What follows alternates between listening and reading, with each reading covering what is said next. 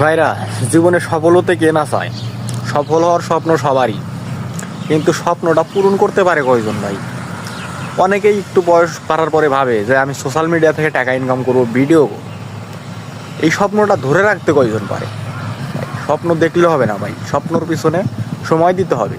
স্বপ্নটাকে মনের ভিতরে রাখতে হবে যে আমি এটা ভাবছি যে আমি সোশ্যাল মিডিয়া থেকে ভিডিও করে টাকা ইনকাম করবো, বা এরকম একটা জেদ রাখতে হবে।